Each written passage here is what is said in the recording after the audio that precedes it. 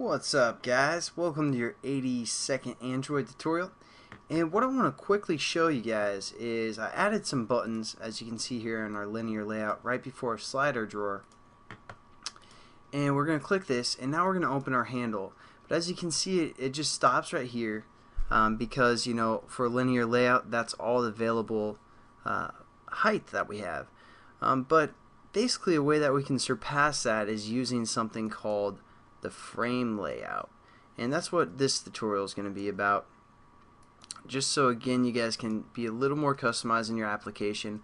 We still want our handle to go all the way up, and we can achieve that by setting up a frame layout. So what we're going to do is we're actually going to cut this closing statement of our linear layout. I know you guys probably don't have that yet, but I'm positive you guys can set something up like this.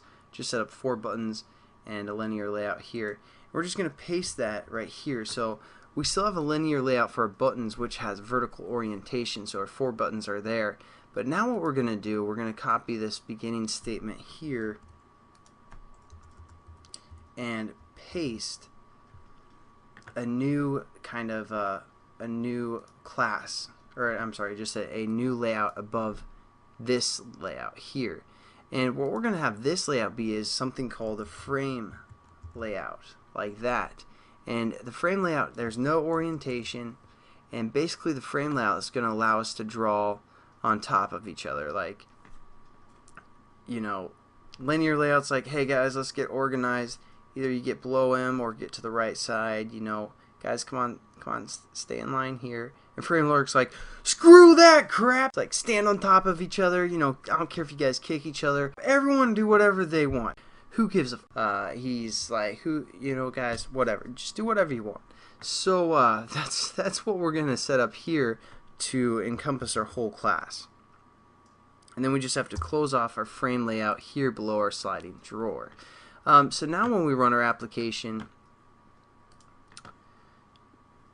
it's gonna get buck wild. So basically what's happening now, again, our linear layout still controls all of our buttons, but that's still within our frame layout where it's like, hey, who really cares what you guys do?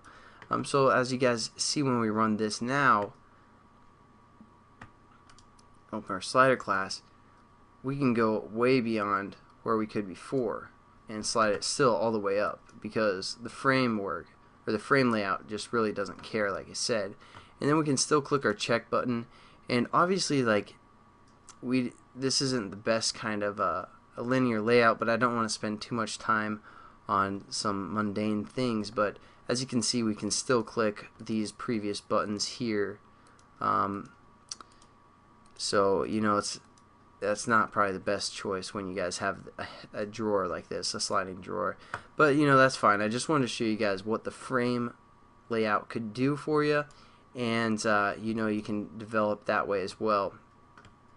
And if we didn't have this linear layout here, basically all 4 of these buttons would just compile on top of each other, because again, the frame layout doesn't even care.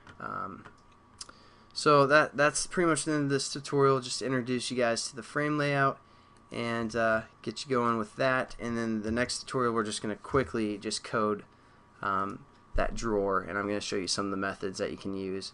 But here we go. This again was with I took out the linear layout and I started the application. We have 4 of our buttons right on top of each other there because we're in the frame layout. There's no organization. We can still slide up, but that's why we had that linear layout controlling those 4 buttons there. So I'll catch you guys in the next tutorial. Peace.